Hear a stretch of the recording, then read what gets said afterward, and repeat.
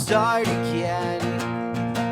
The sounds of the radio all blur. I need to start again. Welcome to My Comic Shop History. I am your host, Anthony Desiato. Season 5 kicks off in June, but this is a special My Comic Shop country-themed edition of the podcast. And joining me today is my wife and producing partner, Anthony Desiato. Steph, welcome.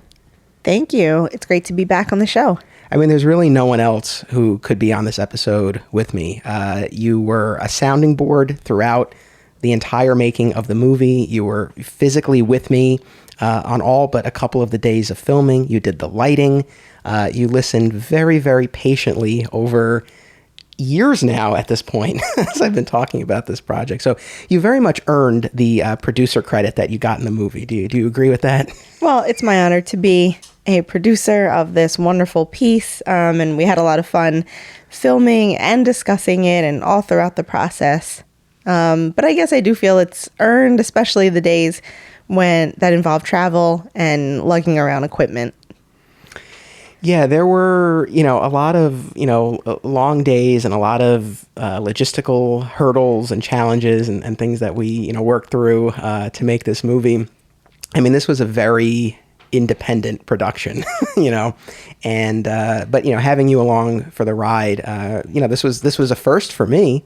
Although you were present for some of the filming of my previous documentary, Wacky Man, The Rise of a Puppeteer. Oh, a little bit, yeah, yes. But you were much more involved with this, so it made all the difference. So yes. I thank you very much. Well, you're welcome. Yeah, I was much more involved technically, where I don't think I had any real technical involvement in the previous project. And yeah, it was a completely new experience for me. I mean, my hobby's photography, but dealing with, obviously, movie making is completely different. Yeah, but I feel like that visual eye, really lent itself very well to, especially all of the work that you did with the lighting on this movie. I'd like to think so. Yeah. We'll see what people's reactions are. So, well, of the few people who have seen it so far, we've gotten some really nice feedback. So I think everything worked out well. Now, we're referring, of course, to My Comic Shop Country, which is my forthcoming completed feature-length documentary about comic book stores across the United States. And unless you've been living under a rock, you know what I'm talking about, because I've been referencing it on the podcast for years now. I ran a Kickstarter campaign to fund the movie during season 3 of My Comic Shop History. And of course, season 3 was the season where, with the podcast, I went to comic book shops across the country and I recorded episodes with the folks behind the counter. And that was very much to lay the groundwork for the Kickstarter and then the movie to follow. And, I felt like it made sense to do it that way. And now in retrospect, I'm really glad that I did it that way.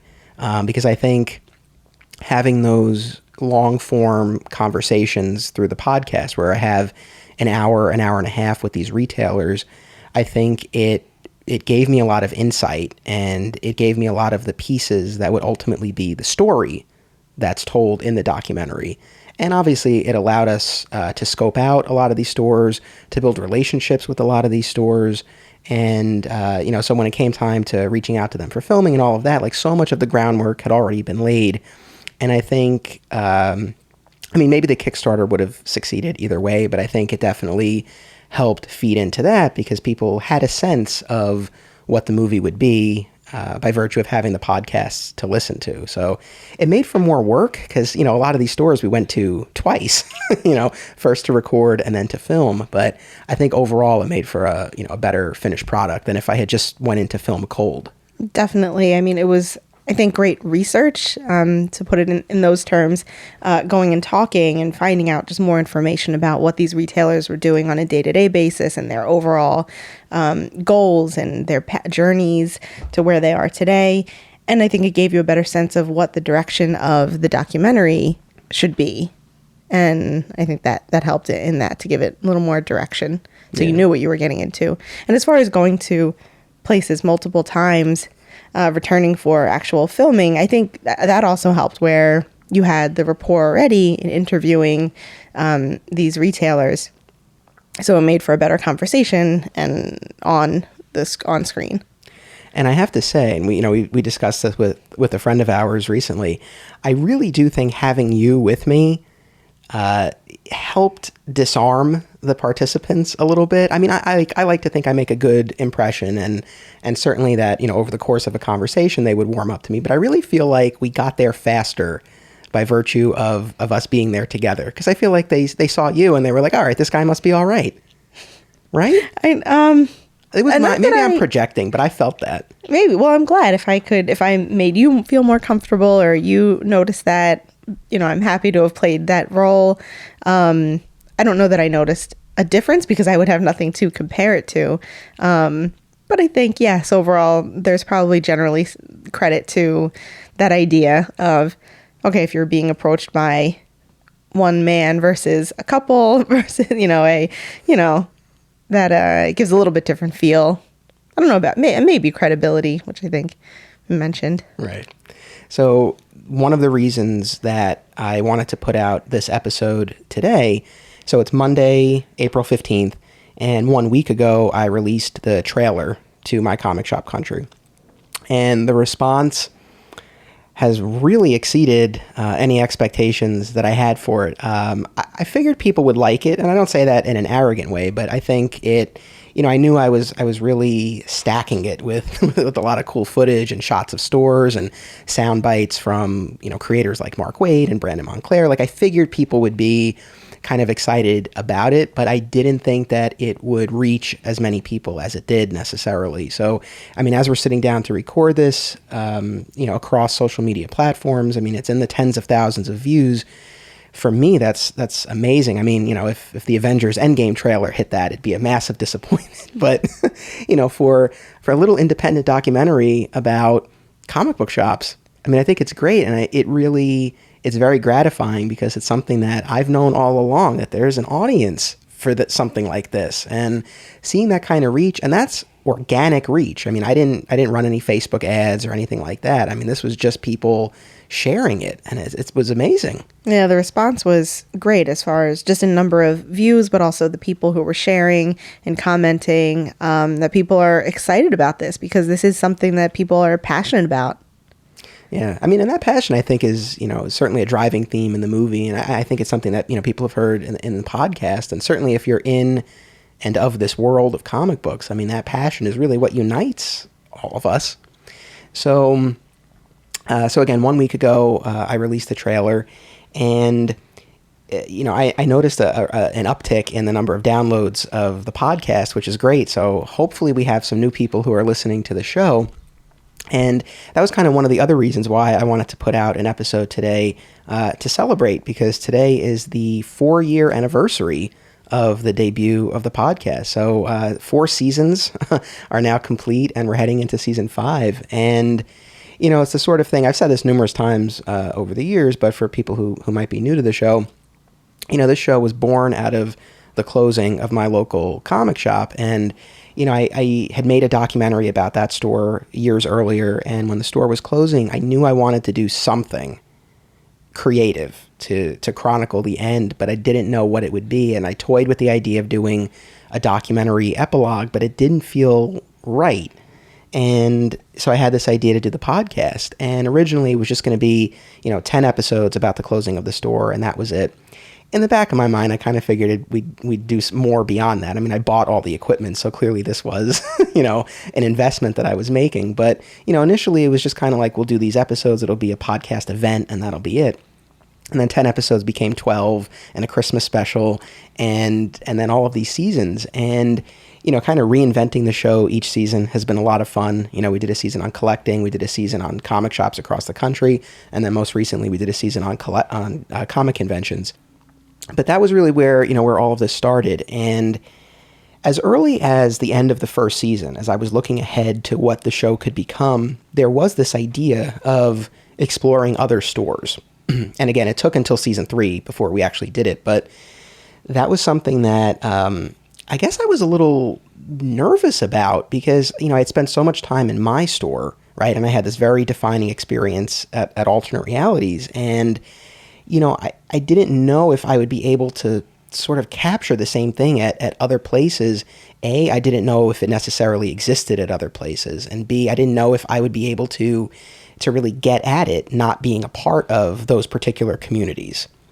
And, between the podcast and now this documentary, I think that's been one of the most gratifying things about this, is seeing that these communities do exist at these other stores. I still like to think there was something special about alternate realities, but that these communities do exist elsewhere, and that, I really felt taken in and embraced by so many of these stores. And I feel like I'm a part of these communities as well, and that we were able to capture it through the episodes and especially through the documentary. So it really has been a journey over these past few years. And, to everyone who's listened to these episodes, whether you listened from the start or you came on, along the way, or if you just started listening, I really appreciate it. And, if not for people listening and reaching out and all that, I don't know that I necessarily would have kept going. And I'm so glad that I did, because I've met so many people and I've had the opportunity to tell these stories. So to everyone who's been part of this journey,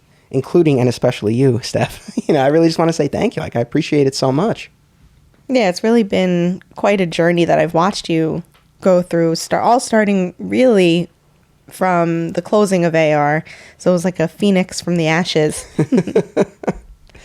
Yeah, well, that is kind of a funny thing where, ultimately, yes, it's still a sad thing that the store closed, but so much great stuff, has come out of it. It's kind of this, I guess I sort of have mixed feelings now when I look back and I think about the end of the store, because, again, there is still a lot of sadness, and I miss, the fact that it's not part of my routine anymore. But, again, all this other stuff that happened probably wouldn't have happened if not for that. So, I'm sad that the store is gone, but also kind of grateful that it launched this larger creative odyssey. Absolutely. Everything happens for a reason. That's true. So that's kind of how we ended up here. So, I wanted to do this episode today, again, to celebrate the release of the trailer. And again, the trailer's really been all over the place, but on the off chance you haven't seen it yet, it's pretty much everywhere. But you can go to the My Comic Shop History Facebook page. You can go to my Twitter and Instagram at Desi Westside. You can go to the FlatSquirrelProductions.com. You can go to Vimeo. You can go to YouTube. And you can watch the trailer if you haven't already. And, if you have people in your life who are into comics, or even if they're not, feel free to tag them, feel free to send it to them. Really, at this point, trying to spread the word about this movie as I move toward trying to secure distribution. And any efforts to help with that, are certainly appreciated. And even if people are not into comics, comic books, comic book shops, it really touches, I think, each individual in a different way, even if they are not comic fans per se. Well said. What a producer. It's true. And so that's kind of, again, so really the last, major reason why I wanted to do this episode today was to talk about the movie and, give a little bit of insight into the making of the documentary and the finished product. And, in terms of both the filming and the editing, there were a couple of really fine lines to walk, and it was challenging, and it really took a lot of thought, and especially with the editing, some trial and error. You try it a couple of different ways and you see how the puzzle pieces fit together. But one of the things that was really important was to make a movie that really could be watched and enjoyed by everyone. So it's the sort of thing where if you're a comics fan, there's so much in this that I think you'll be excited about, because you get to see a wide range of stores. You get to see some personal collections. You get to hear from creators and other industry professionals. Like, if you're a fan of this stuff, I think there's a lot that you'll be just excited to see and hear. But even if you're not, and that was sort of the line to walk in the making of this, where, you wanted to keep things interesting for people who already know a lot of this stuff. People who know that retailers get their comics from Diamond Distribution, but also make it accessible and give it enough context for people who don't. And, so far, it's only a small group of people who have seen the completed movie, but we did a small sort of focus group screening, primarily for some people who are in the movie, for some of the Kickstarter backers, and for some of our friends who, again, are not part of this world at all, but we wanted to show it to them as well. And we really got such nice reactions, and it really did seem to play well with folks who are not into this, which was big. And I realize, I'm assuming most of the people listening to a show called My Comic Shop History probably are comic book fans, so that might not be something that they're so worried about. But, for me, that was definitely a really, really important part of this. And really with all of my projects, with the exception of the book club podcasts that I do occasionally, like none of it has really ever been about the comics. I mean, it's really more about the people and the places. That's what, has always been, of interest to me. Not that I'm not interested in comics, but in terms of the stories that I want to tell, it really is more about the people who are behind the counters, and well, actually on both sides of the counters, at all these stores. So, whether you're into this or not, I think there's a lot that you can sink your teeth into in this movie. Yeah, and those are typically the untold stories in this industry. And that's the other thing too. I think I really feel like this was the right time for this documentary because, comic book characters are more prevalent than ever. And mainstream. And there's so much more awareness. The fact that, the average person on the street knows who Ant-Man is, that's not something that was the case even just a few years ago. So, these characters are all over the place, but you're not necessarily seeing that translate to the comic shops. So there's this general awareness, but there's this sort of untapped side, this untapped piece of the story that now I was fortunate enough to be able to tell through this movie. So I think it's an interesting time, and certainly this idea of the movies being so popular, but comic shops still struggling in a lot of ways is absolutely something that's addressed in the movie. And for people who have watched the trailer, that's addressed in the trailer as well. And we have some art by Nick Justice, as a New Jersey artist. And the image that you see in the trailer is, a packed movie theater, a line out the door of people there to see Avengers, and then we pan over and we see, a deserted, abandoned comic shop. And obviously that's a more dramatic representation of what's going on, but I think it really gets at this idea. Yeah, the situation, to be clear, is not quite that dire. It was so artfully and beautifully displayed by Nick. But that idea of just the stark difference between what's going on in the movie world versus the comic book world.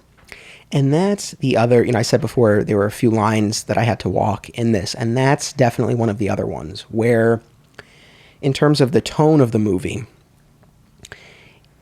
not just a celebration of comic shops. I do think it is a celebration of shops, but it's not just that. And I think if the movie were simply, hey, comic shops are great and they're going to be around forever no matter what, that's kind of irresponsible and inaccurate because there are some very real and very severe challenges facing stores. At the same time, I definitely did not want this to be a doom and gloom look at stores because I don't think that's accurate either. I think there are challenges, but I think you see the stores in the movie in various ways, trying to weather the current situation and remain viable and remain relevant and remain a part of people's routines. And so that was sort of this line to walk where, a little bit of hope, but also a bit of, the realities of this. And, I think, and ultimately, obviously, this will be for the viewer to decide. I mean, I can't say, but I think the movie succeeds on that front. I think it's fair. And, there actually are a couple of debates, in the movie. And it was really important to me to be able to present both sides, not editorialize that much on my part, but really present both sides and kind of leave it to the viewer to decide. Like, I don't want to get too much into the specifics of the movie because I want people to, be able to just watch it for themselves. But, for people who have listened to these podcasts, that a common gripe among retailers is ordering, right? It's very challenging to order comics. They're ordering comics on a non-returnable basis, months in advance, based on limited information, right? But there's kind of a flip to all of these things too. And one of them is, if comics weren't returnable, someone would pay for them one way or the other. Either the cover price would go up or retailers would get a lower discount or both. And so that counterpoint is represented in the movie from the publisher perspective. And, so again, it was really important to me to be able to, present both sides. And I suppose maybe that's our lawyerly training. You and I both went to law school. We're not practicing attorneys, but we both have the degree, and we both work at a law school. And I think it's a little bit of that, right? Because as an attorney, and I think this might be a little bit of a misconception about the profession, it's not just about arguing your side and that's it. It's being able to understand both sides of a case, of an argument, right? Mm-hmm. And being able to analyze and look at it objectively, and then at some point to serve your client and eventually argue one side or the other. But the initial step is looking at both sides, looking at it from all angles. Right, exactly. And so, so that was definitely important to me. Now, again, it's called My Comic Shop Country. I worked in a comic shop for a long time.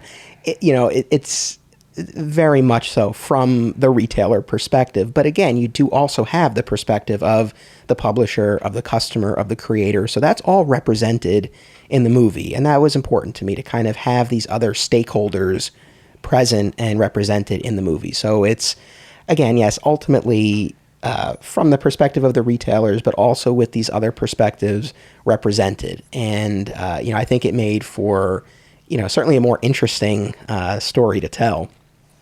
Sure. And both sides of that, the business aspect, but also not just focusing on the business aspect, but those things that make the comic shop really special and different from most other retail businesses. Yeah, exactly. And so I've kind of been, in talking about the movie and in, writing the descriptions as I'm submitting it to film festivals and all of that, and even with the podcast before it, those have really been the three pillars of this story: the business, the fandom, and the community. And that's sort of how, the movie is organized around those three things. And so if you're curious about the running of a comic shop, what goes on behind the scenes, if you want to see stores breaking down their shipment of new books, like that's all represented there. Who doesn't want to see that? Who did that? Well, those are our big action sequences in the movie. So those boxes coming in. So that's certainly, a piece of it. But then, it's certainly not just that. And I think, the fandom aspect of this, and I mentioned before, the personal collections and the collector behavior, that's included in the movie as well. And I think that's important because it kind of helps to explain, for those people who do go to the comic shop every week, week after week, year after year, like clockwork, that fandom and that collector mentality is definitely at least part of what's fueling that. And so I wanted to represent that as well. And then, the community. I mean, at the end of the day, like I said, it's really about the people. And, you see the conversations, to borrow a phrase from Rich Roney from Alternate Realities, the friendship and fun. You see that at so many of these stores. And, so those were really like the three pillars of the movie. And things that I think kind of all work together to tell the story. In terms of, I guess what else I can say about the movie, a couple of things that it's not. So one thing that it's not is it's not a series of profiles of stores. So it's not like, okay, here's 5 minutes on Zap Comics and then here's 5 minutes on Torpedo Comics. That's not the structure of the movie. That would be a different type of movie, and that wasn't the type of documentary that I wanted to make. I think that there was a more interesting and more complex way to tell the story, and that's what I pursued, which was really to tell the story of the local comic shop as an institution through the examples of these stores. So it's definitely not organized by shop. Certainly there are points in the movie where, certain stores kind of carry the ball a little bit more, during certain sections than others. Certainly when we talk about vintage back issues, there are certain stores that specialize in that. And so you hear more from them during those segments than others. But, it's definitely not a series of profiles. And I think that's something that would lend itself more to an episodic show as opposed to a documentary film. And that's something that I might be interested in doing at some point. But, for purposes of the movie, that wasn't really what I wanted to do. And again, I think it made for, a more interesting film to organize it the way I did. It was definitely more work. In retrospect, like it would have been a lot easier if it had just been, these are the stores one after the other.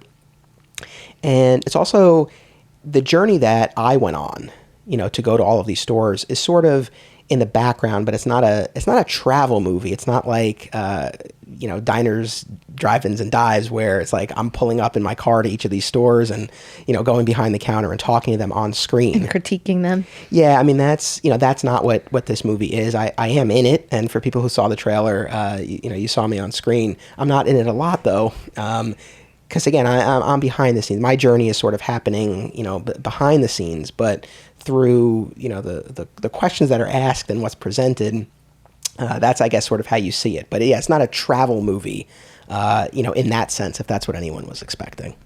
I feel like that could have been an interesting way to do it, but, to be honest, with a 2-person crew, that wasn't necessarily viable. Yeah, I think with the limitations of the crew and because there was 2 of us, how could we film everything? And the time factor was a limitation. Yeah. So, I mean, in terms of the making of the movie, so I ran the Kickstarter campaign to fund it, again, during season 3 of the podcast, which was in 2017. So fall 2017 was the Kickstarter campaign. And I took off the month of December. I think the campaign ended late October. November, we went to B&H in Manhattan, and we purchased the equipment. We made 2 trips there. First, we did some recon. Then we went back, and we actually bought all the equipment. That was a big day. Mm-hmm. It was an exciting day.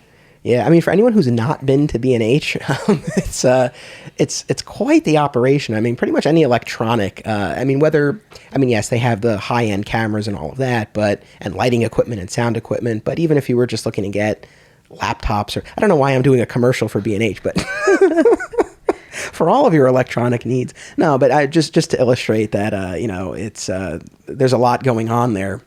But we did that in November 2017. I took off the month of December. I remember that was a peaceful month after season 3 of the podcast, running around to all those stores, doing all the crowdfunding, getting the equipment. That month was a nice breather. And then really hit the ground running in 2018. The first few months were really about the planning, testing out the equipment, reaching out to the stores, making a schedule. I think I posted this on Facebook, but you don't realize how short a year is, until you sit down to map out something like this. Because, there I was in January planning out, all of these shop visits, into June and July and August. And I'm like, and then the year's over. Like, it's crazy. And it went by so quickly. But so for I would say the winter of 2018, that was really the planning, the pre-production. I remember, I think you were either on a vacation or conference. I think it was right? You went to Disney, right? And it snowed, and the school that we work at closed. So I had a very well-timed snow day because it gave me a little extra time to play around with the equipment and start testing everything out. And kind of on that note, people have had very nice things to say about sort of the production quality of the movie. And yeah, I appreciate that. And there are a number of things that went into that, of course. I mean, this is now the 4th documentary that I've made, so I've learned a lot, and, I should be getting better. So I'm glad that I am. Obviously, having you, handling the lighting, which is something that I did to varying degrees in the previous movies, but really focusing on that and taking as much time as we did to set up at each of those stores, that made a big difference. And then, of course, having better equipment to work with. I went from a $600 camera to a $5,000 camera. I mean, it's a difference. And that wouldn't have been possible without all the Kickstarter backers. Exactly. So, I definitely, and actually, I'm glad you mentioned that because, yes, thank you to everyone who pledged. And I really felt, I always feel a degree of responsibility when I'm making one of these documentaries to myself because it's my name on it and I want it to be something that I'm proud of. I feel a sense of responsibility to the people who are in it, because there's an element of trust that's needed there. Obviously I have built relationships with a lot of these people now, so I think they know what they're getting when they're part of a Flat Squirrel production. But, there's still that degree of trust. They don't know how they're going to come across on film. They don't know how I'm going to cut this together. And so, I always feel a sense of responsibility to to sort of do them all justice. And this time in particular, I always feel a responsibility to the audience, but even more so this time because people literally gave me their money, to make this movie. And so I feel like I put more pressure on myself for this one, probably than any of the others. And I think maybe that made it a little bit more stressful at times, but again, I do think it made for a better product. Not that I tried harder, because I always put everything into these movies, but I guess I knew too that I was playing on a larger stage this time. Like, I knew that as opposed to making a documentary about my specific store, I was representing all of these other stores across the country, and I knew they would be watching, and I knew their customers would, would hopefully be watching. And again, even just by virtue of having done the Kickstarter and have gotten the press that I did, like I knew there would be, and it proved to be true. I mean, when the trailer came out, the fact that it reached as many people as it did. So, I think all of that was just kind of in the back of my head, and again, not in a negative way, but really fueling me, I think, to an extent. Did I seem stressed though during the making of it? I think you handled it in stride, but I suppose, but nothing out of the normal. I think you were as stressed as one would expect, trying to uphold and satisfy the expectations of yourself and of the audience. Yeah, no, I think that's fair. And I mean, so, winter 2018 was the pre-production, and then spring and summer 2018 was the actual production.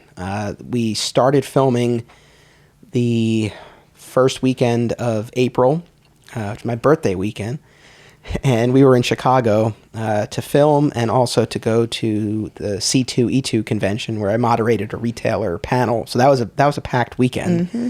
But that was the start of filming, and we started with Challengers, Comics and Conversation, and interviewed the co-owner, Patrick Brower. And, so that's where it started. And shortly thereafter, we had a road trip to North Carolina, where we spent a few days at Acme Comics. And we also, and it's really funny because, Acme was really the main reason that we went, to Greensboro, but there's another store in the area, Parts Unknown. And we went there one afternoon, and I don't mean to paint it like, oh, it was an afterthought, but it was the sort of thing where we knew we were going to be there, and I looked to see what other stores were in the area that we could possibly incorporate as well. And I'm really glad we did, because, the owner there, John Hitchcock, he provided more of that old school perspective. It's represented elsewhere in the movie, but I think he really was kind of a driving force behind that, and getting his perspective was really valuable, so that was something that worked out really well. And so we did that North Carolina trip as a road trip.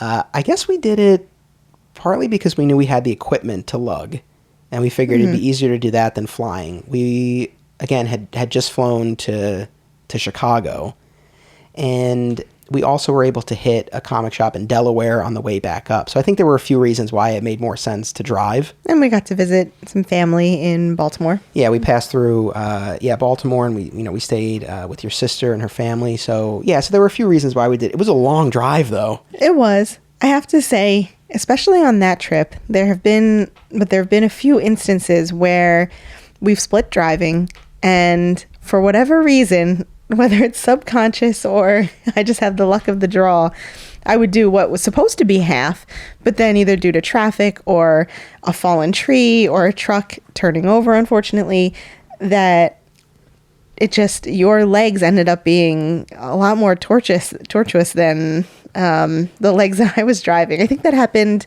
in our trek out from Vegas to LA as well. Yeah, I didn't have the best luck with that. Yeah, that's okay. That's I brought it upon myself by taking on this project. So at least I drove the other half. Yeah. Even if I didn't hit all the traffic, the bad traffic. Yeah. No, I mean, I have to say, being able to split the driving, having someone to help me with the equipment, and just having the company, really, it made a huge difference. I mean, I feel like I would have done this anyway. Like, I had the fire to make this movie was there, but it would have been vastly, more challenging and definitely not as much experience. Fun. Yeah. So no, I'm glad that, you were able to come along for the ride, but so we did that as a road trip. Later on, we went to Las Vegas, and then we flew to Vegas, and then we drove from Vegas to LA for some filming. And kind of on that note, One of the questions that has been asked, whether at the screening or on social media, was about the selection of stores. Like, how did I pick the stores for this movie? And now people have seen the trailer, so they know, and the poster more specifically, so they know 20 shops are featured. But that was a question initially too. How many stores? Even during filming, every time we went to a new place and we were setting up, like, so how many stores are you going to? And I didn't have an exact count, which is kind of weird. I guess you would expect that I would, but part of it was that some things were kind of always in flux, and part of it was just that I don't know. I had bigger things to think about than keeping a tally. Yeah, than keeping a tally necessarily. But it's about quantity, not quality. Well, so it's about quality, not quantity. Well, so that's an important piece of this. So in terms of which stores and how many stores, I knew from the very, very beginning that it was not a numbers game. That I knew that the key to this movie wasn't going to be throwing 100 stores at viewers. I knew that it was much more about the quality, the story, that it was about finding the right shops and a range and a variety of shops. I knew that was going to be paramount. I don't know if you remember this. This goes back quite a bit, but I think in the original iteration of this project in my head, I was only thinking about featuring like a handful of stores. Do you remember this? Vaguely, right. I think, the list probably expanded as time went on. Yeah, I mean, the original idea was really, I figured I would represent sort of like the four main quadrants of the country. We would do Northeast, we would do the South, we would do the Midwest, and we would do the West Coast. Like, that was kind of the idea, to really kind of just have four or five main stores and tell the story that way.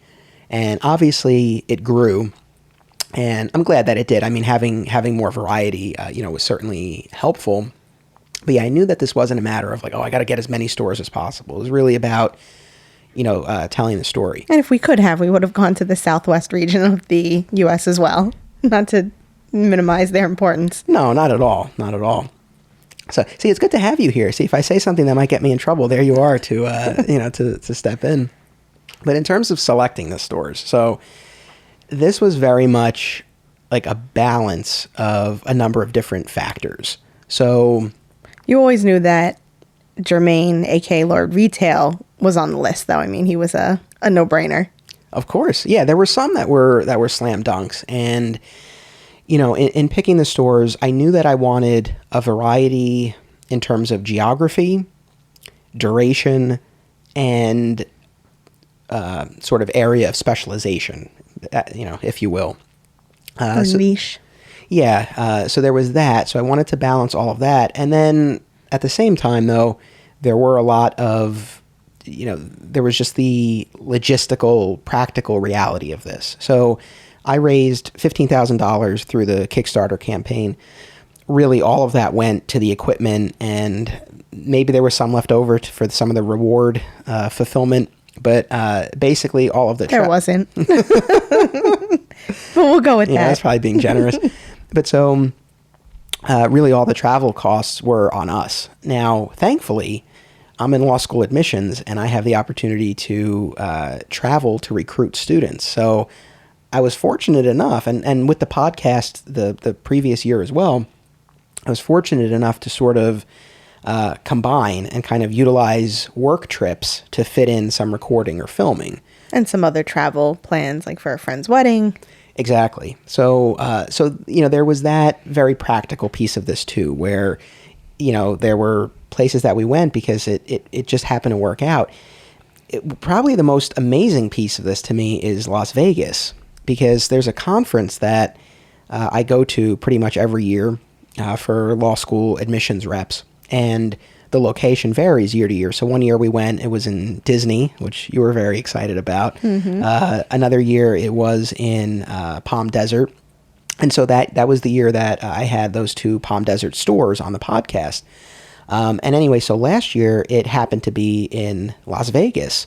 And kind of coinciding with that, Ralph Matthew, the owner of Alternate Reality Comics in Vegas, he was one of the Kickstarter backers, and he selected the podcast commercial reward So I found out about his store really through that. And Hi, Ralph. Hey, Ralph. And I mean, of course, it's especially fitting given that the store that started all of this for me was Alternate Realities in New York. So to find alternate reality comics in Vegas was kind of funny.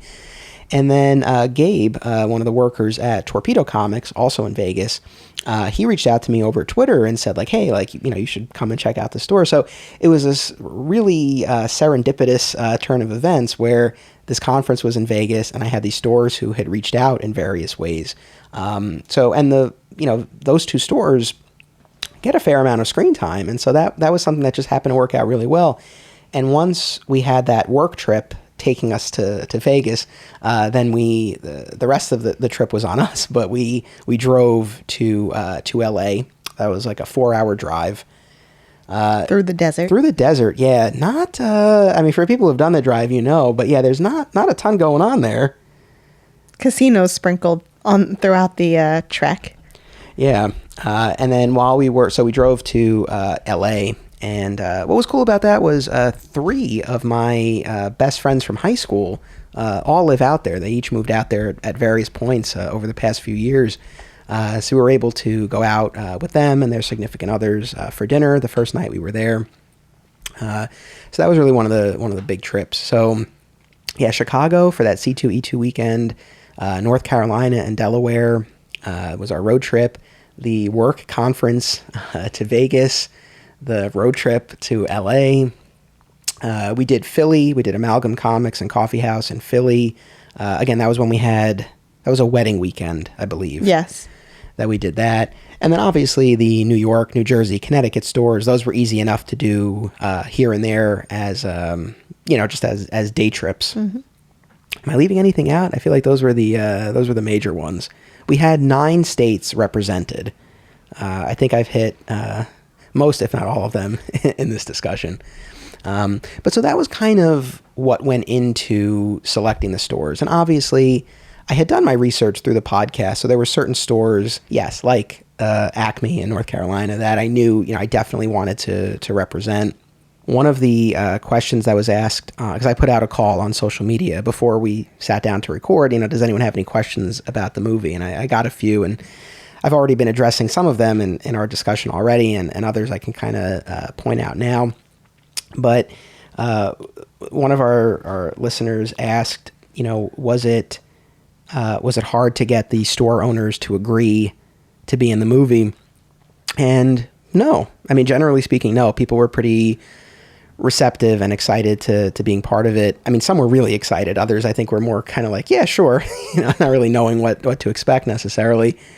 To be honest, it's been harder to get some of the stores to share the trailer and participate in the promotion of the movie.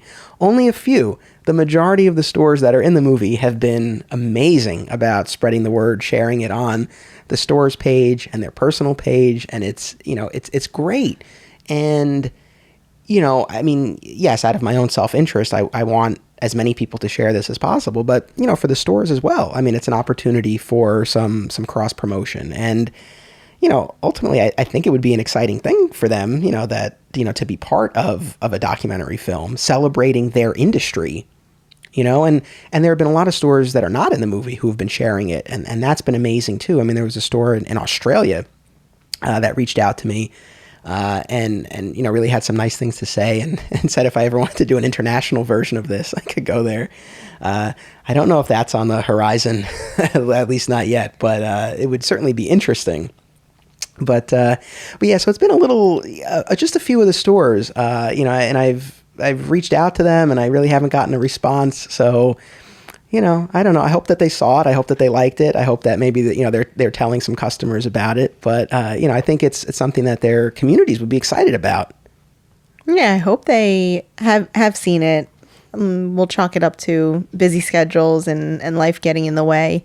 But yeah, let's hope that there wasn't something that turned them off from it, which I can't imagine that there would be. Yeah, but I think I was diplomatic. I'm not trying to sound like sour grapes or anything like that.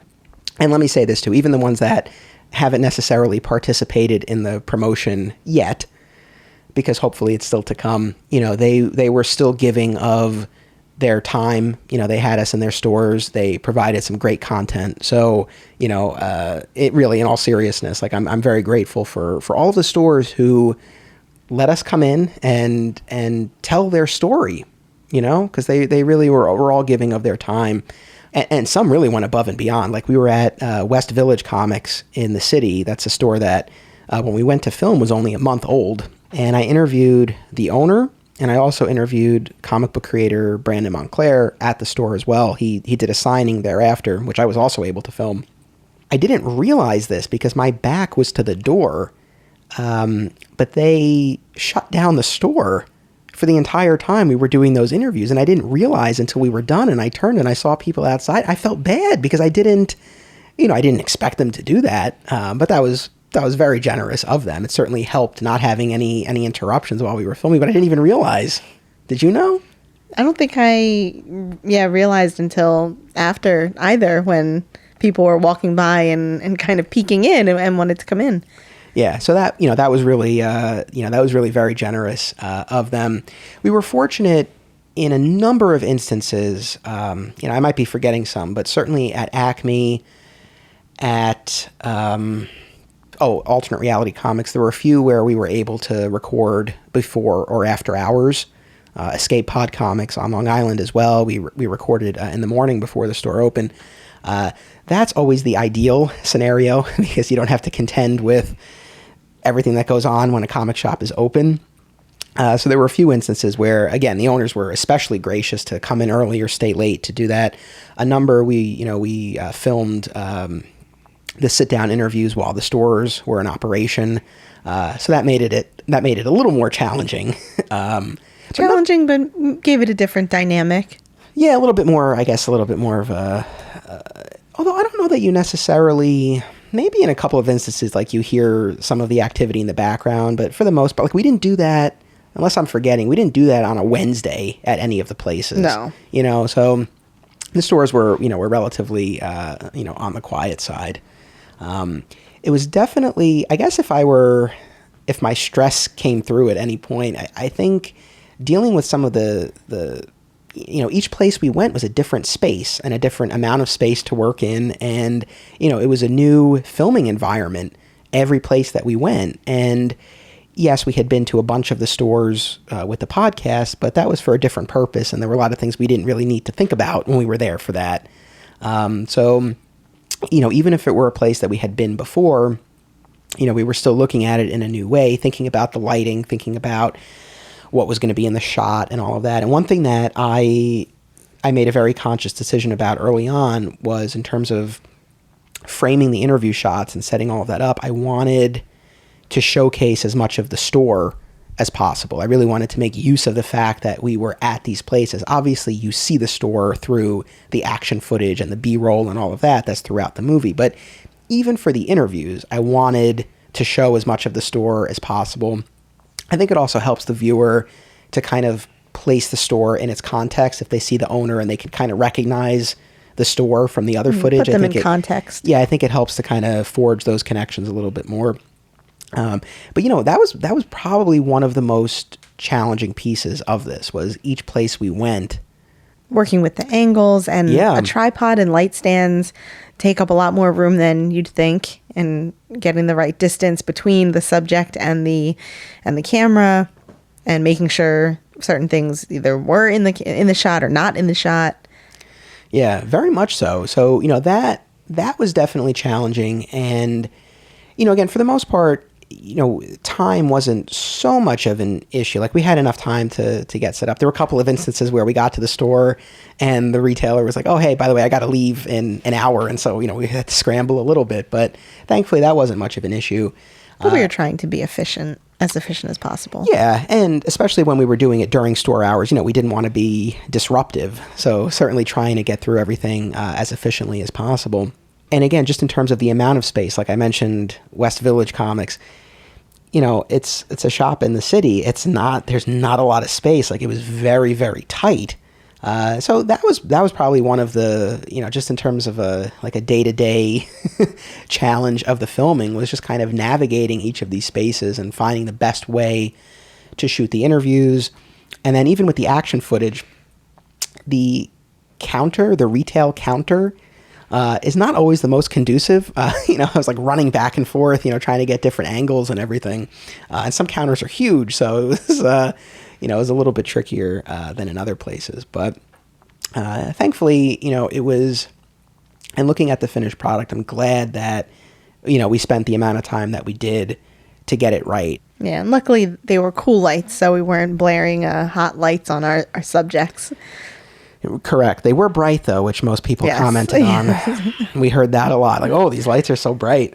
Well, we want to be able to see you. Yeah, that was a common comment. A lot of stores typically have the television or radio going during the day, so we had to ask stores to turn those. Everyone was very accommodating. It wasn't an issue, but that was something we had to ask of stores. There's actually a little line in the final cut of the movie about that. Yeah, that actually played into a comment about one of the retailers, so that worked out really nicely. In terms of the lighting, were there any stores and or subjects that you especially enjoyed lighting, or that you found particularly interesting?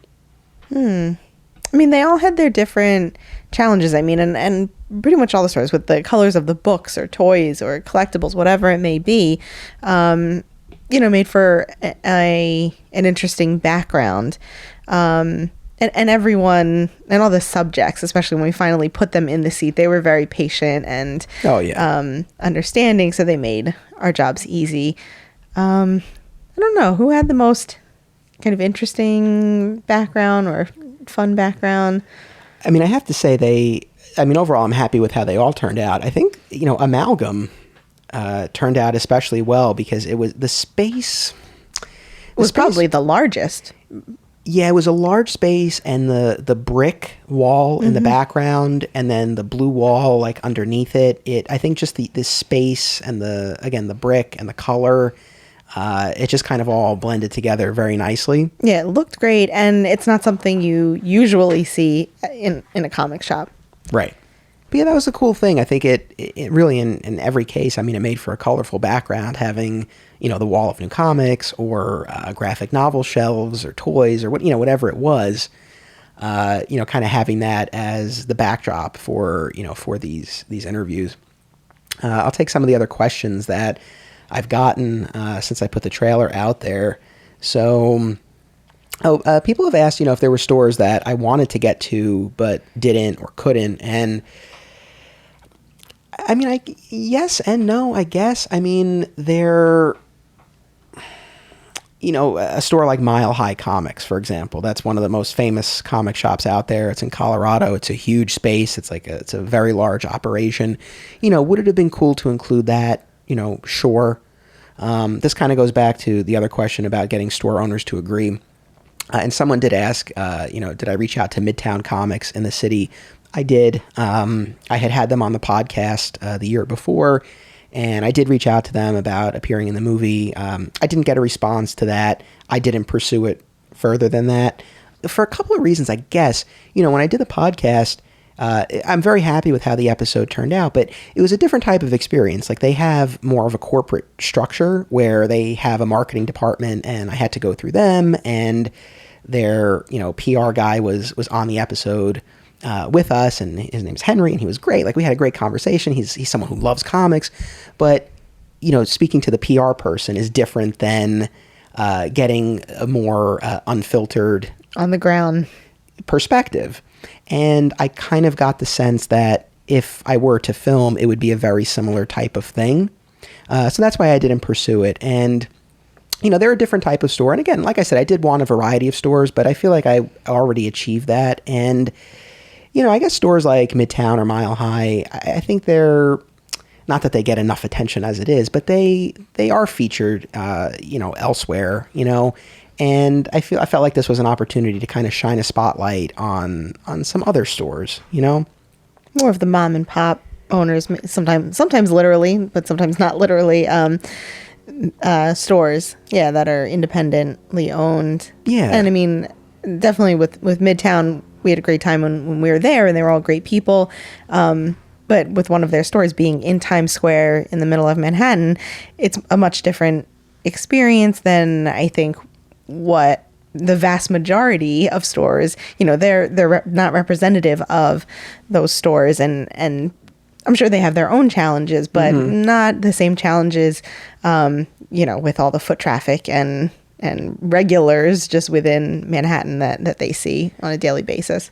Yeah, no, absolutely. So again, that was why I kind of didn't pursue that beyond that point. In terms of, I think it's more places or areas of the country that it would have been nice to get to if we had more time and more of a travel budget. The time too, again, in certain cases, I was able to, again, film after a work event on a business trip. But, we also took plenty of vacation time, to do this filming as well. So, there was a certain limit as far as how many filming days we really had to work with.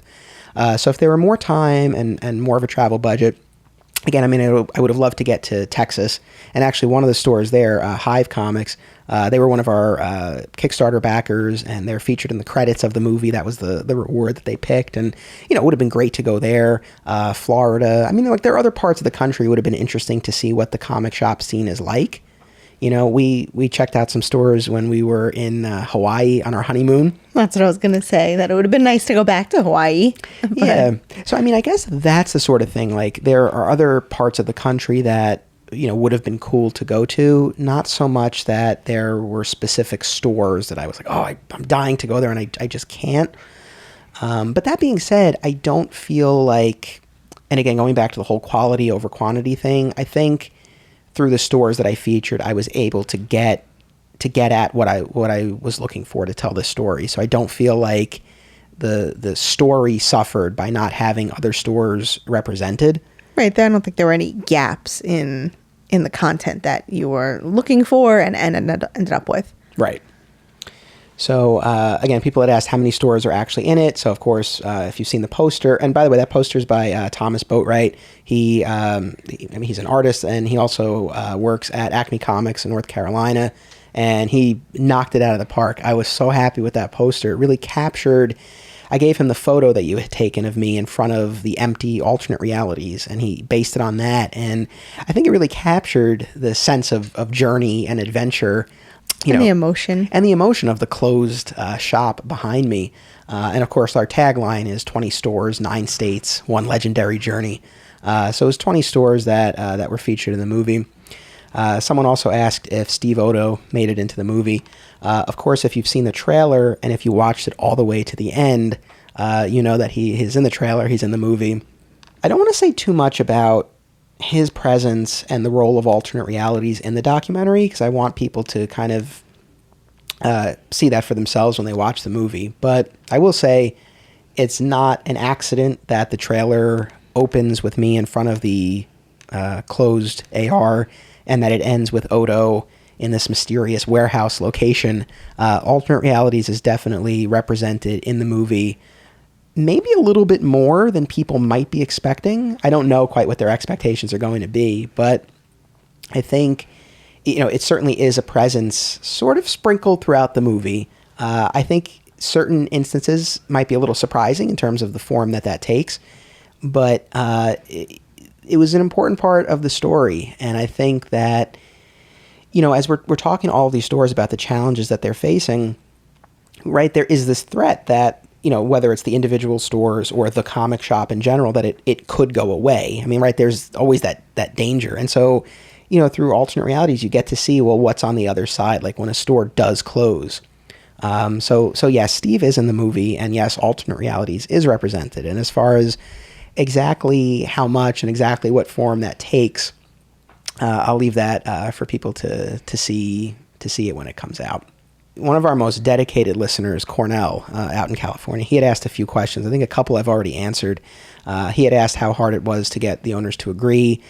He asked if the traveling became tiresome. He also asked if I've planned to break from all of my projects. I think he's worried about me, that I'm going to burn out. I appreciate the concern.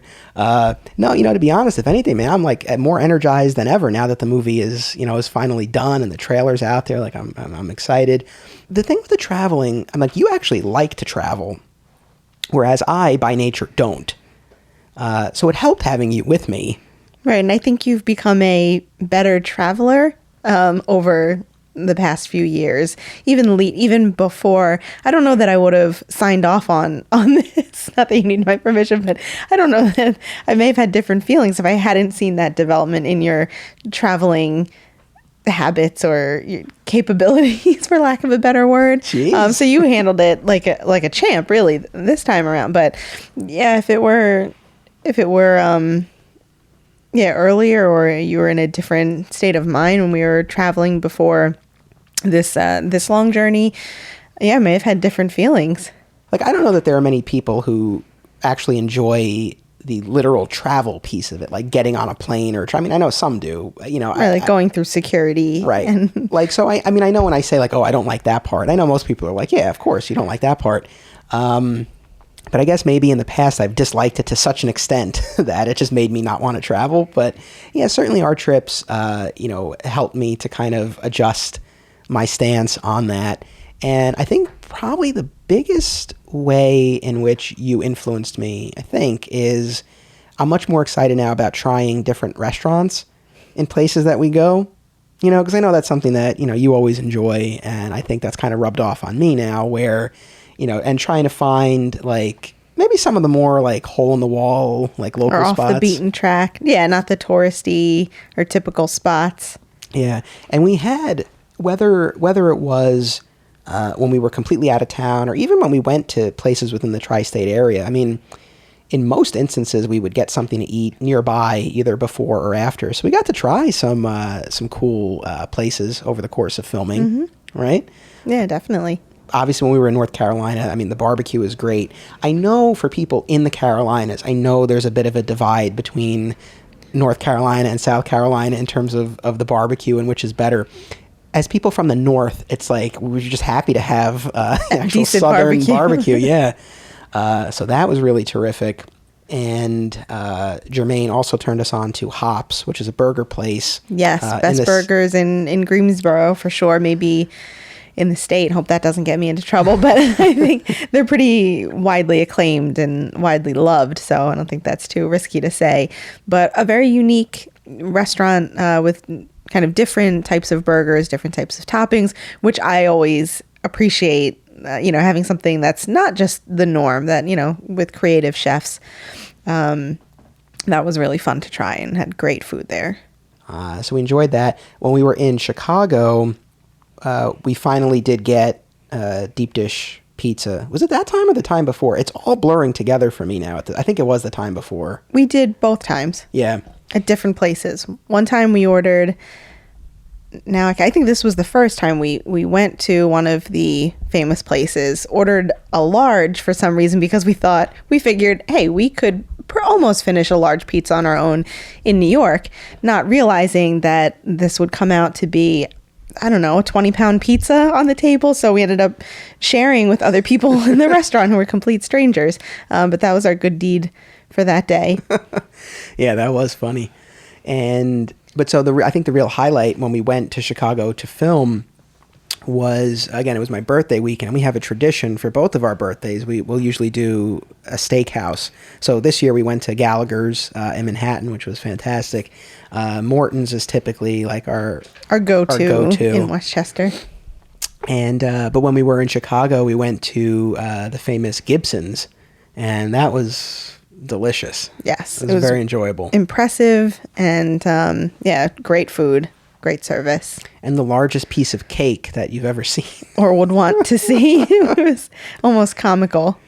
Yeah, and that was another thing that was somewhat surprising, coming from Westchester, New York, and dining somewhat often in New York City as well, the prices and the quantity of food that you get, and the quality is not sacrificed by the quantity. So it was often a pleasant surprise, but sometimes like, how are we going to finish this? Like, we don't have a mini fridge at the hotel. So, but it was it's a different experience. It was basically a quarter of a cake was the size of the slice, and like a 10-inch high cake, not a flat sheet cake. Yeah, exactly. What other food highlights from our journey? Probably the biggest or brightest, let's say, highlight was in Santa Monica. again, can't remember the exact name of the restaurant, but it was a sushi restaurant, and it was the first time you've had omakase style sushi, where they bring you just an assortment. We knew what would be coming out before we actually ordered, but where they bring you out small portions at a time, and you get what's the best thing of that day, and it was absolutely delicious. Yeah, I mean, I went over these past few years. I mean, I've gone from not eating sushi at all to eating the special rolls, which have a lot of other stuff going on there besides the fish. So it kind of, I think if you're looking to break into the world break of sushi, into it, like that's a good, safe way to go, to eating actual sushi where it's just the fish on the rice. And then I've even done some sashimi where it's just the fish. But yeah, that was really something else. I mean, we get good sushi here in New York. I mean, better than good, I would say. But when we've been to California, and especially when we were in Hawaii, it's amazing. It doesn't compare, to be honest. I mean, I hate to say it, but it just doesn't taste like fish even. Yeah. It's so thankfully we were able to. Part of me was concerned, especially after Hawaii, that it had kind of ruined sushi for us here. But we were able to get back into our sushi routine here pretty well. But yes, I mean, pretty much everywhere we went, we had some great meals. We really didn't have much of an opportunity to do much exploration or sightseeing, really. Yeah, really not much at all. I mean, other than food, which was the most important part, arguably. This is true.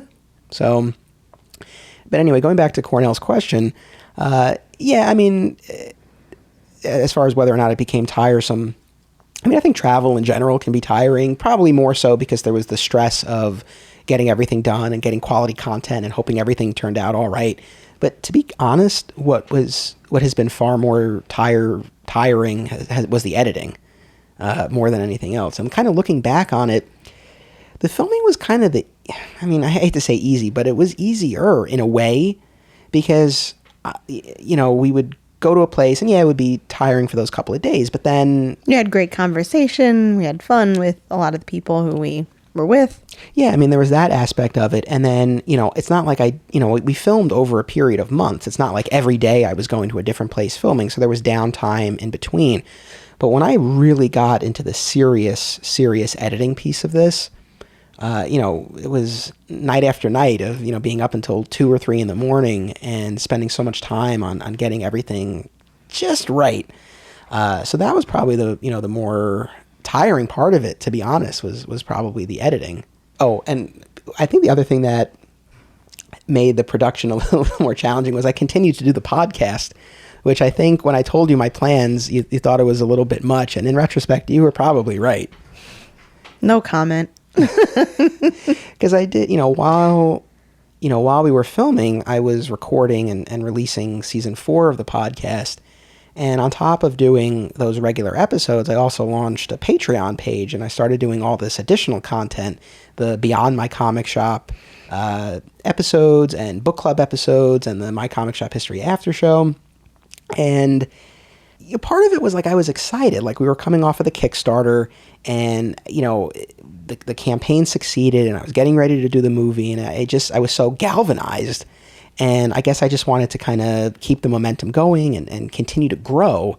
And I'm glad I did it. Like I've been very happy doing, having the Patreon page out there, and I really appreciate everyone who has signed up for that, and I hope you've been enjoying the extra content. I mean, My Comic Shop History has been on hiatus, but for people who are patrons, you've been getting episodes all throughout the hiatus. So, and there's a lot that's available just at the $1 level.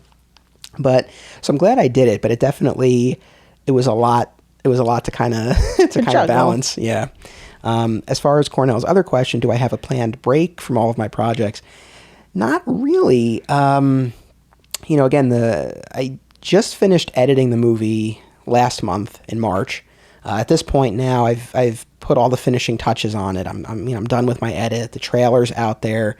In a moment, I'll talk more about next steps. But as far as the making of the movie, I mean, that's really done. But very shortly, I'm going to start recording season 5 of My Comic Shop History. So we'll get right into that. But I suppose I will be kind of trying to carve out some time where I'm not doing any recording or filming or anything like that, because we do have some news.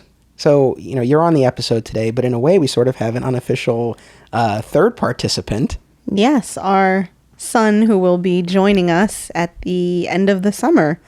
And it would be hard for you to record episodes with a crying baby in the background. Yeah, so we're very excited to be welcoming our first child this summer. So, I'll be recording pretty much all of season 5 before the baby comes, and those episodes will continue to be released into the fall. So the release schedule will be very similar to what's come before in the previous seasons, but at a certain point I won't be recording. Everything will already be recorded. So I guess a little bit of a break from the projects, but it won't be a break really, because I'm sure we're gonna have our hands full. Be a new project. But yeah, I mean, we're so excited about that. And it's funny, again, the 4-year anniversary of this podcast, when it started, I was, we were dating, but I don't think we were even engaged yet when I first started recording. Yeah, I don't think so. We weren't living together. So we went from, dating and living separately to being engaged and living together to being married to now having a baby on the way. So, it's been a lot of life change over, the 4 years that I've been doing the podcast. So again, not really much of a break. I think I'll have my hands full, with a lot over the months to come. So, this was an interesting question. This was from Eric, one of our other regular listeners. If my best friend came to me and said that he wanted to open a comic shop, what would I tell him? What do you think I would say? I'd say it can be a very rewarding experience, but you have to know what you're getting into. And you'd say, watch my movie first. Yeah, I mean, so the easy, obvious, jokey answer is, I would tell him don't do it, but it's the sort of thing where, and again, I think this kind of goes to, the movie itself and the tone that I was, trying to strike, which is, and I guess I feel like my personal view of the comics retail industry actually served me well in making this movie, because I feel like and not to sit on the fence, but I think I can sort of, see multiple sides to it. I don't think that the system is necessarily built for success or for massive success. I think there are some very real inherent limitations in the way the direct market is set up. That being said, I think retailers do have a responsibility, and I think the retailers represented in this movie have accepted that responsibility and are taking steps to make their stores viable. And you see that in a few different ways. You see stores that have diversified the products that they carry, and that actually becomes a bit of a debate in the movie between stores that have done that and stores that try to stick to a more traditional view of what a comic shop is. And Funko Pops sort of become the lightning rod of that discussion. But so, there's stores that have diversified. There's stores that have really embraced events, having midnight releases, having book clubs, having signings, stores that have specialized, stores that really focus on the high-end back issues or collectibles. And these ideas are all represented in the trailer. The trailer really gives you the major beats of the movie. So, one thing I'm very confident in saying is that the trailer is an accurate representation of the movie and the ideas explored in the movie. But anyway, so again, I think there are a lot of limitations to the direct market, but I think there are ways that retailers can overcome them. And I think in the movie you see a lot of attempts to do that. So I guess that's sort of my global view of it. So if someone came to me, there are a lot of X factors too. It's like, are you looking to do this as a fun thing on the side? Are you looking to make a living doing this? Where is it going to be? The location is such a big piece of all of this. And if it's someone who, not that they necessarily have to have watched and listened to my stuff, but if they've done their research and they actually have an accurate view of what it entails and they actually have a plan, I mean, I feel like I would be supportive. I think that would be a lengthy conversation where we try to kind of unpack all of this. And, but yeah, no, I don't think my gut reaction would be like, no, don't do it. I think, if you go about it in the right way and the smart way, I would be supportive.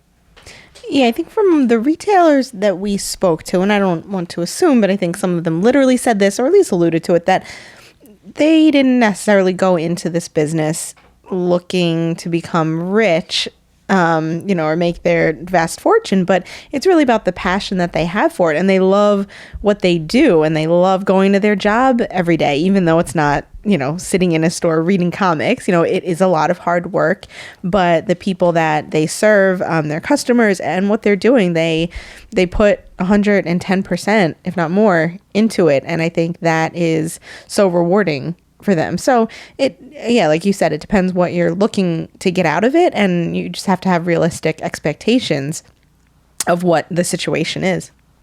This other question is, how do we turn fans of the movies into comic shop customers? Boy, if I had the answer to that, I probably would open a comic shop.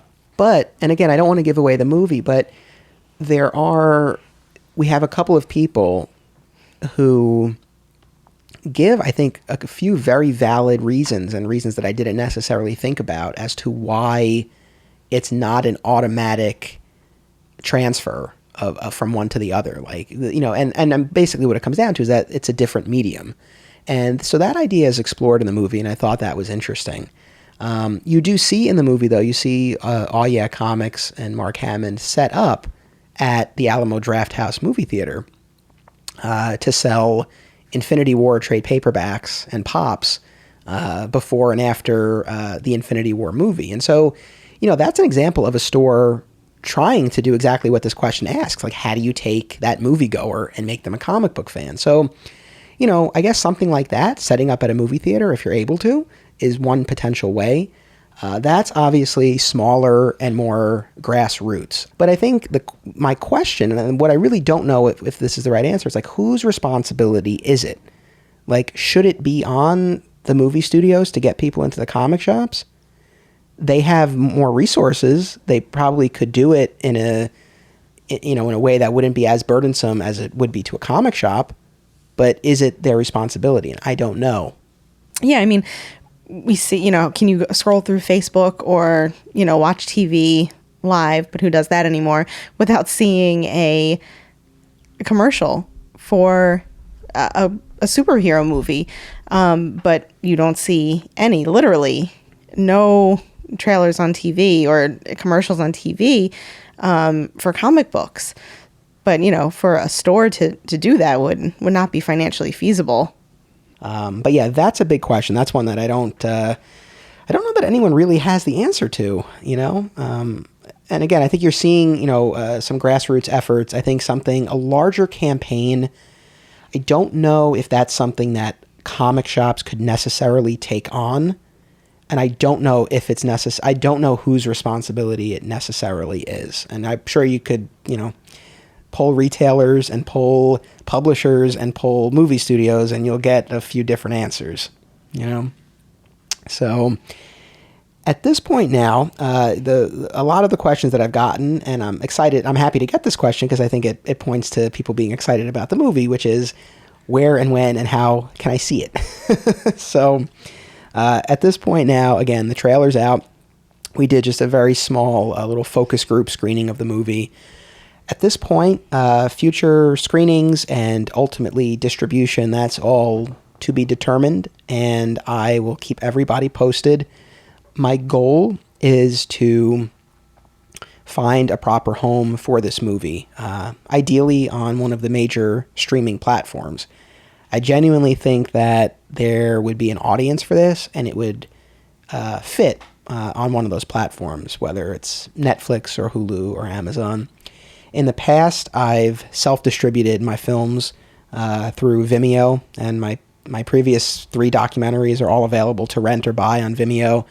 My goal is not to self-distribute this, mostly because I want it to reach as many people as possible, and I hope to be able to parlay this into whatever my next project might be, to sort of build those relationships with whatever platform it ends up being, and be able to kind of to go from there and create new projects for them. So, right now, I'm trying to get the trailer and the movie in front of the right people. I feel like it can't hurt to put this out there if anybody listening, is able to help in any way, I would certainly appreciate it. But, right now I am, trying to grow my network and again, try to get the movie in front of the right people to hopefully secure distribution for it. On, I guess, a more immediate level, I am also submitting the movie to a number of film festivals. It'll be a little while before I hear back from them, but hopefully we'll be able to get some festival screenings on the books as well. And kind of on that note, I want to give a shout out to one of our sponsors. It's a trio of film festivals, all run by the same folks. It's the Point Lookout Film Festival on Long Island, the Brightside Tavern Film Festival in Jersey City, and Hang On to Your Shorts Film Festival in Asbury Park. Unfortunately, I can't submit My Comic Shop Country to any of those fests because they all specialize in short films. But my short film By Spoon played at a couple of those festivals, and they were really great. They're very well-run festivals. So I do encourage people to check them out. Point Lookout is happening on April 24th. Hang On to Your Shorts is May 4th and 5th, and you can get tickets for those at Brown Paper Tickets. And then submissions are open for the next round of the Brightside Tavern Film Fest. So if you're a filmmaker and you want to submit your film, again, you can submit to Brightside Tavern through Film Freeway, and there's a discount code that I'm happy to share. It's SJR Bright 2019, so you can save some money on the film festival submission. And then if you want more information on any of those festivals, you can go to their websites and social media platforms. And there's also the Hang On to Your Shorts podcast, which is celebrating its 50th episode. That's a shared universe podcast. You can also get it on SoundCloud. So we want to thank those sponsors. And we mentioned Sean Hendricks. He's the clerk at Fat Moose Comics. Fat Moose is a new sponsor as well. I'd like to welcome aboard the My Comic Shop history. Well, not welcome aboard. They've been part of it already, but welcome them aboard as a sponsor. So Fat Moose Comics is located at 53 Parsippany Road in Whippany, New Jersey. And, again, you've heard them on the show before. But for those of you who, have heard us talk about alternate realities and the friendship and fun that we had and all of that, I think it's fair to say, Fat Moose is probably the closest to that type of atmosphere. Really a lot of fun. People hanging out on a Wednesday, just talking about comics and movies and TV shows and all of that. You see it in the documentary, and, I've seen it in person there. And, again, Sean and the other guys who work there and own the store, they're really passionate about what they do and are super friendly. So I really do encourage you, if you're in the Jersey area or if you're going to be passing through, to check out Fat Moose Comics. Is there anything else that you would like to say about our journey, our travels? No, I think we've reflected on the highlights and the challenges. Just excited for the next part of the journey and what the future will bring. Yeah, as am I. It's funny because along the way, when I was filming, but especially when I was editing, people were very nice. They would always say, I can't wait to see the movie. I'm excited for it. And I would say, me too. And I was, partly joking, but serious as well. At the end of the day, the films that I've made and the podcast that I've put out, yes, I do them because I want an audience to find them and enjoy them, but also because I want to watch them and I want to listen to them. So, yes, I made the movie, but I'm also a viewer of the movie. And so, to watch it come together and to see it take shape, there were points along the way where, I don't know, it was hard to see the finish line. It was so much, especially once I got to the editing, there was so much footage to work through that, it was hard to imagine being at a point where the movie was done. And so to be here now, it feels amazing.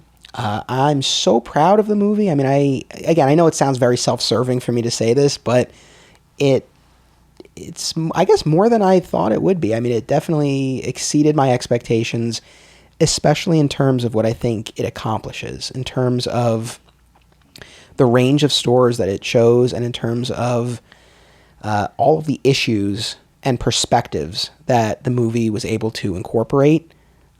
Really, I think, exceeded what I had in mind for it. So I'm really proud of it. I can't wait for more people to see it. When we did the little screening, that's always one of the best parts for me, to be able to watch it with people. So I hope that through festivals and through other screenings that I'm able to have more opportunities to watch it with people, and I hope that I'm able to see this through to the ends that I want, and that I'm able to get it on, to find a proper home for it, because I genuinely think whether you're into comics or not, I think people would enjoy it. So that's what I'm going to be working on. And, for people who want to keep up with the journey, I do encourage you to sign up at my website, flatsquirrelproductions.com. Sign up for the newsletter. Facebook can be a little wonky sometimes in terms of how many people see the posts and all of that. So if you sign up for the newsletter, when there's news, you're guaranteed to to get that information via email. And for people who have already done that, thank you. We had a ton of new people sign up, which was fantastic. And, if you're already subscribed to the podcast, thank you. If you're not, if maybe this is the first episode you're listening to, I do encourage you to subscribe on either Podomatic, Apple Podcasts, Google Play, or Spotify. Season 5, that'll start in June, 10 bi-weekly episodes. That'll be Season 5. And we're also in the midst of the Beyond My Comic Shop, Never Stop, Never Popping miniseries with Chris Wilcock from Undiscovered Realm. That's one of our Patreon exclusive miniseries. 2 episodes have already been released. 2 more are coming, April and May. So, Chris has been on the show a bunch of times before. We always have great conversations. We've been talking about his entire journey from child to the entrepreneur that he is today. So, if you're looking for some more stuff to listen to, I really hope you'll consider signing up. There's also a relatively recent book club episode that came out back in January. We covered the Aquaman run by Jeff Johns. So there's a lot of stuff that you can listen to as you wait for Season 5 and as you wait for release news on My Comic Shop Country. But really, above all else, Steph, I want to thank you, so much, obviously, for being on this episode, but also, for all of your support throughout this journey. I know, I've said this before, but it's like I drive myself crazy with this stuff, thinking about it and talking about it. So, I can only imagine what it's like to have to listen to it. So, I appreciate all of the patience and everything. It really means a lot. It was my pleasure. You didn't drive me crazy with it. And it's fun. We've had great discussions and a great adventure along the way. Exactly. And our biggest and best adventure is yet to come. So, thank you to you. And really thank you to everyone who has listened and become a patron and a Kickstarter backer, and anyone who's liked and commented and shared on social media. I mean, anyone who's been a part of this journey, certainly everyone who's been on the show as a guest, and everyone who's been in the documentary, really for being part of this journey over these past few years. And going back 10 years, the Alternate Realities crew, who helped me get this thing started with the first documentary.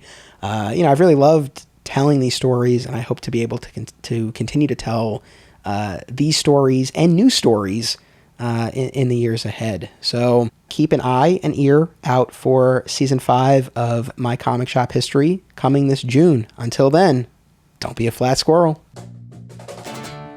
My eyes are wide. I need a sign to help me start again. And it's too bad, too bad, too bad I'm not healthy. Too bad, too bad, too bad I'm not sane. Too bad, too bad, too bad I'm not healthy. Too bad, too bad, too bad I'm not sane. Too bad, too bad, too bad I'm not healthy. Too bad, too bad, too bad I'm not sane. Too bad, too bad, too bad I'm not healthy. Too bad, too bad, too bad I'm not sane.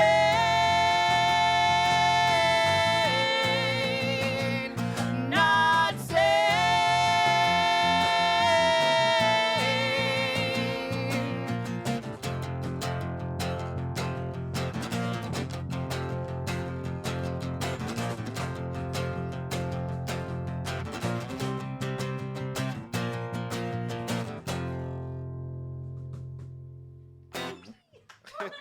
Thank you.